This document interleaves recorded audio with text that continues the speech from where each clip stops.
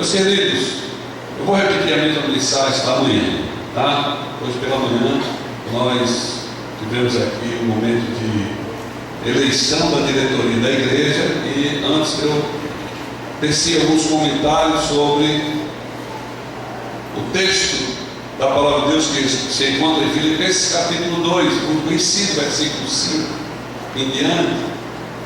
E logo após essa breve reflexão, nós teremos um testemunho também por irmã Marlene Teixeira, que também foi muito abençoado esse ano e vai estar dando o seu testemunho. Mas eu quero compartilhar com os irmãos. Natal é sempre um momento de provocação dos meios de comunicação apelando ao consumo.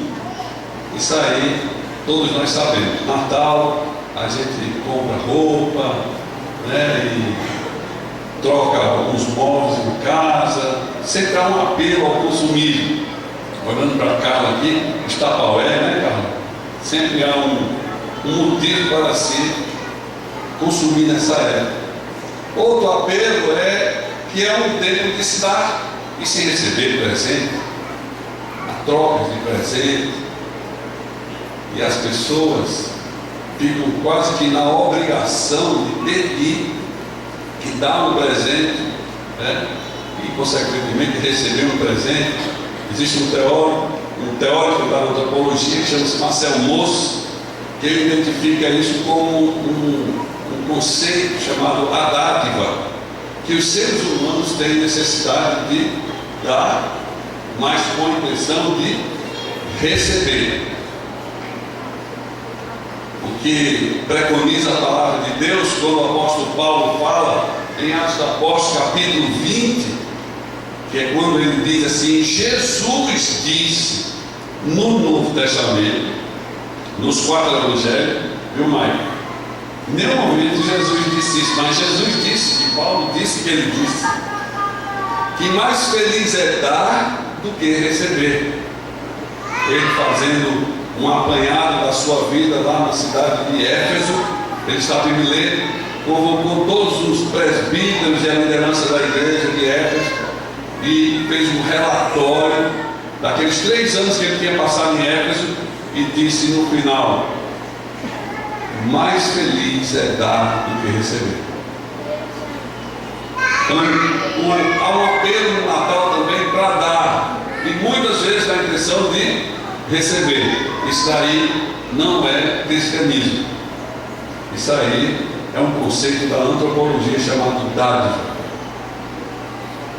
Esse apelo dessa época também é para ajudar as pessoas. Aqui e acolá nós vemos alguma coisa lúcida nesse sentido. Eu quero compartilhar com os irmãos o que está no capítulo 2, versículo 5, que diz assim, na minha tradução, que é NVI, talvez não seja diferente, diz: seja a atitude de vocês a mesma de Cristo Jesus, que embora sendo Deus, não considerou o que é ser igual a Deus, que isto era algo que devia se apegar, mas esvaziou-se a si mesmo, vindo a ser servo, tornando-se semelhante aos homens, e sendo encontrado na forma humana, humilhou-se a si mesmo e foi obediente até a morte e morte de cruz. Por isso Deus o exaltou à mais alta posição e deu-lhe um nome que está acima de todo nome, para que ao nome de Jesus se dobre todo o joelho no céu, na terra e embaixo da terra, e toda língua confesse que Jesus Cristo é o Senhor, para a glória de Deus Pai. Na década de 60 e 70, eu já disse aos irmãos, os Beatles cantaram amor. E uma certa oportunidade eu vi uma comparação entre os Beatles e os Rolling Stones, e Mick Jagger, né? Por que ninguém lembra as músicas dos Rolling Stones, se fizeram tanto sucesso na mesma época? Só dos Beatles. Porque os Beatles cantaram o amor.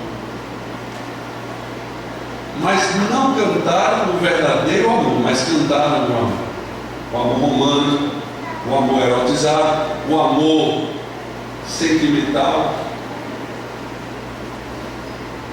Mas o que o apóstolo Paulo está dizendo em capítulo 2 de Filipenses, versículo 5, seja o amor de vocês, porque algumas traduções têm também o sentimento de vocês, e na minha tradução a atitude de vocês, a mesma de Cristo Jesus. Essa é a diferença, irmãos, primordial entre o amor que é pregado, o amor que é cantado, né, nas músicas do mundo musical, até na nossa cultura. É o amor emoção, é o amor sentimental. Mas o amor verdadeiro, o verdadeiro amor, o amor de Jesus Cristo, por mim e por você, é um amor atitude, é um amor que ele vai. Eu sempre tenho repetido aqui que Dietrich Bonhoeffer, pensador e teólogo, pastor durante o nazismo, foi preso por Hitler e morto num campo de concentração. Dietrich Bonhoeffer disse: como Deus saiu do seu mundo e veio para o meu mundo, eu devo sair do meu mundo e ir para o mundo das pessoas. Esse é o amor de Deus, o amor de Deus. Eu estava aqui na igreja esta semana e Joãozinho me chamou. Eu estava arrumando algumas coisas ali dentro do escritório e Joãozinho me chamou e disse: pastor, aquela irmã está aí, quer falar com o senhor. Eu disse: que irmã, Joãozinho? Aquela irmã. E eu identifiquei qual era a irmã. Aí eu disse: Joãozinho, faz o seguinte, o que ela quer é um dinheiro. Então pegue aqui e leve para ela esse dinheiro. Aí Joãozinho disse assim, eu só me lembro daquele momento que o discípulo disse assim a Jesus: dê mais uma oportunidade a essa água, não toque fogo nela agora não.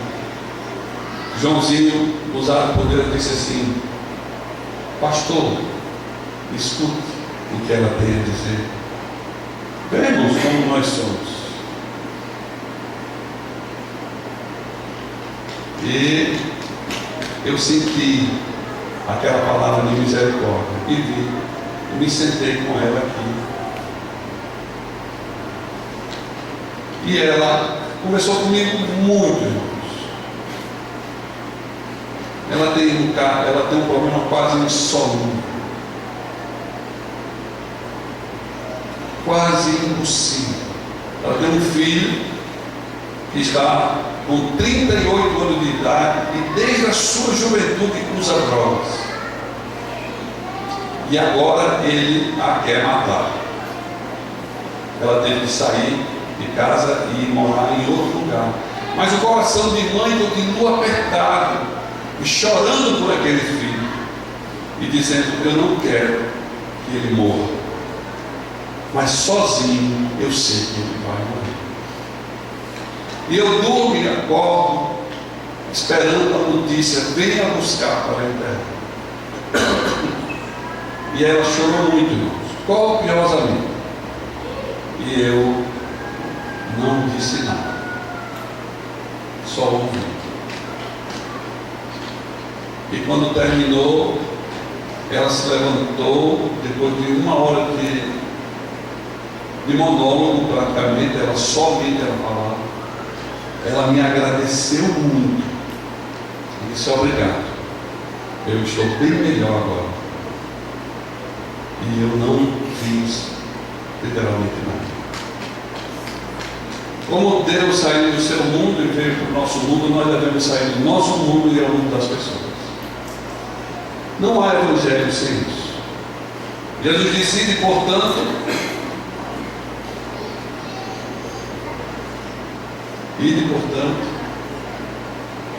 ide às pessoas. Primeiro serviço, irmãos, que nós devemos ter como seguidores de Jesus, esse é o grande desafio para você em 2014, é emprestar os ouvidos. Deus muitas vezes quer te usar somente nessa área. E preste seus ouvidos. Dentro da sua casa, seu filho está querendo falar com você, você muitas vezes não o escuta. A sua esposa está querendo falar com você. Tem uma ressalva aí, né? Porque a mulher sempre está querendo falar com a gente. Ele chega em casa, senta aí que eu quero falar. Aí a gente tem que se preparar, agradece a Deus, Senhor, que dê graça, né? Olha isso, relatório do dia todinho. Mas temos que aprender a ouvir. E temos que ter esse sentimento que se transfere numa atitude, que é o amor de Deus, como ação primordial para que o Evangelho se realize. Não há Evangelho sem ação. Não existe Evangelho na teoria e no conceito. Evangelho só existe com ação. 2013 eu ensinei uma coisa à igreja que eu acho que vocês devem ter aprendido. Que Jesus tinha uma hermenêutica simples, que era ver, sentir e agir. Vamos dizer todos? Ver, sentir e agir. Jesus interpretava tudo com essas 3 palavras. Jesus viu a mulher, que o seu filho tinha morrido, era ele quem a sustentava, foi lá naquele caixão, esquife, tocou e ele ressuscitou. Jesus viu o leproso, sentindo íntima compaixão, tocou naquele leproso e ele foi curado. Jesus via, Jesus sentia e Jesus agia. Esse é o grande legado que Jesus deixou para a sua igreja. É uma igreja que transforma o que está ao seu redor. Uma igreja que só é um galpão, sendo ele até muito confortável, e que as pessoas afluem e convergem para ele só para sentir alívio dos seus próprios pecados e a consciência ser abarcada. Até aí você ainda não saiu do ver. Porque a igreja tem que sentir, a igreja tem que sentir íntima compaixão. Versículo 5, versículo 7 diz: mas esvaziou-se a si mesmo, vindo a ser servo. Esvaziar-se. De manhã eu disse: olha, quando o povo de Israel saiu do Egito, deserto, Canaã. Egito, deserto, Canaã. 3 etapas da história do povo hebreu. Quando Deus levantou Moisés para tirar o povo da escravidão do Egito, alguns dos que saíram fisicamente do Egito, mas o Egito ainda estava dentro deles. E a Bíblia diz que, em determinado momento, eles sentiram saudade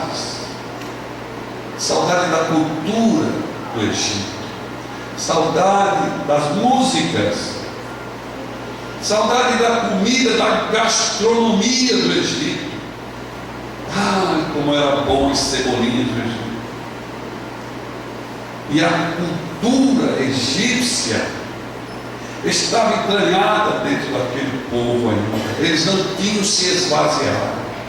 Deus, irmãos, Jesus, ele se esvaziou do próprio fato de ser Deus para vir ser homem. Esse é o sentido de esvaziamento. Ninguém aqui fará nada pelo próximo sem se esvaziar de si mesmo. E se fizer sem que isso aconteça, vai ser uma ação mecânica, sistêmica, porque há um apelo na sociedade para que as pessoas sejam atendidas pelo social. Mas quando isso é feito a partir de um esvaziamento de si mesmo, olhando o outro, sentindo a compaixão dentro de si, você vai sair do seu lugar e vai ajudar o seu próximo. Esvaziar-se. No deserto, irmão, ficaram alguns que não entraram em Canaã, porque ao longo do tempo eles foram deixando a cultura do Egito e se acostumaram com o deserto. O deserto entrou neles. E eu quero dar só um parênteses aqui. Vocês conheceram ao longo desse ano um rapaz chamado Davi. Davi dormia nessa marquise aqui desse pessoal aqui. E Davi foi acolhido por essa igreja e foi levado para o centro de recuperação. E a grande dificuldade que Lúcio falou para mim é que Davi tinha saído da rua, mas a rua não tinha saído dentro de Davi. Davi lembrava-se daquelas coisas que ele fazia, da liberdade que ele tinha. Davi tinha família, profissão, mas ele abdicou de tudo isso por causa de uma falsa liberdade da rua. Mas quando Davi foi curado, quando Deus realmente foi entronizado no coração de Davi, a rua saiu de dentro de Davi. Muitas vezes há alguma coisa que está dentro de nós que precisa ser esvaziada, que essa coisa impede que a gente entre em Canaã. Todos estamos aqui querendo entrar em 2014, cruzar 2014, muitos aqui, alguns defendendo tese de mestrado, dissertação de mestrado, querendo passar um concurso para professor, outro querendo fazer um concurso, fazer um empreendimento, colocar um comércio. Muitos têm expectativas de avançar, mas ainda estão presos numa etapa que já era para ter sido vencida. Alguns não crescem na vida espiritual porque estão presos pelo materialismo dos dias de hoje. Precisamos nos esvaziar, isso é notório. Senão o Evangelho ele não funciona. O Evangelho não funciona. Eu quero que alguém me mostre um lugar que tem na Bíblia Jesus orando pela fome, botando a mão na barriga de alguém, dizendo, expulsando a fome da barriga de alguém. Jesus não fez o que eu e você pode fazer. Jesus curou o leproso porque a medicina era incapaz naquela época e não havia ninguém que curasse. Jesus curou os cegos. Jesus fez aleijado andar. Mas aquilo que eu e você tem que fazer, somos nós que temos que fazer. E para isso, muitas vezes precisamos largar, soltar as amarras que nos prendem no passado. Muitos que estão presos precisam se esvaziar para poder dar o próximo passo. O apóstolo Paulo, no capítulo 20 de Atos dos Apóstolos, aquele texto que nós citamos aqui, que ele diz, mais bem-aventurado é dar do que receber, ele convida os presbíteros, porque ele precisava encerrar aquela etapa da vida dele. E para encerrar, ele sentiu necessidade de olhar nos olhos deles e dizer, olha, com minhas mãos eu trabalhei. Ele diz literalmente isso. Trabalhei, confeccionei tendas, fiz, vendi, ganhei dinheiro e dei a vocês. O apóstolo Paulo, ele disse, eu dei a vocês, eu ajudei a vocês, porque o Senhor disse que melhor é dar do que receber. Mas para isso ele precisava fechar aquela etapa e esvaziar-se daquilo ali, porque senão ele iria continuar a sua jornada, iria para Jerusalém, iria chegar na Europa, mas ele ia ficar com um déficit. de 2013? Você tem algum déficit de 2013 que vai lhe prender ao passar para 2014, mesmo sabendo que essa convenção de ano é uma convenção humana, mas há uma expectativa de irmos para outra etapa? O que é que falta para que você possa cumprir essa etapa?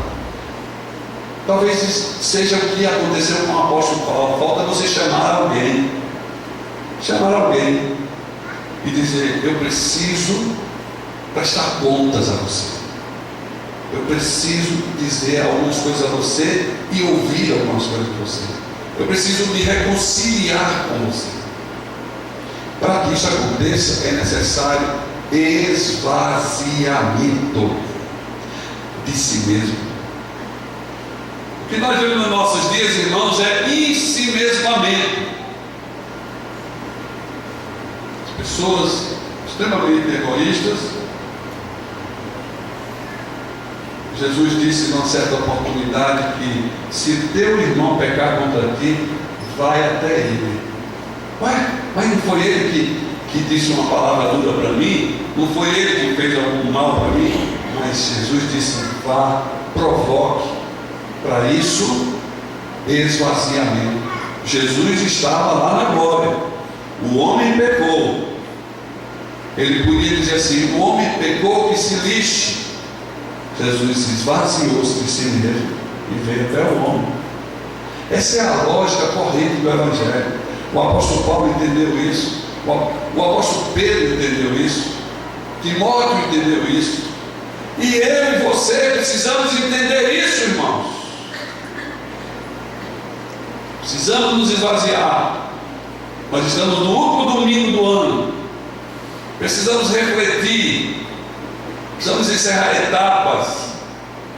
Precisamos provocar reconciliação. O mistério da reconciliação tem que acontecer em nosso meio. Aí sim, irmãos, vamos celebrar. Vamos celebrar, olhando para o autor e consumador da nossa fé, Jesus Cristo. Aí sim, o que diz a sua palavra? Por isso Deus o exaltou. Deus vai te exaltar. Quando houver esvaziamento, bem-aventurados os humildes, porque deles é o reino. Quando você se esvaziar de si mesmo, Deus vai te exaltar a mais alta posição, e deu a Jesus um nome que é sobre todo nome, no céu, na terra e embaixo da terra. Que Deus os abençoe nessa noite, em nome de Jesus.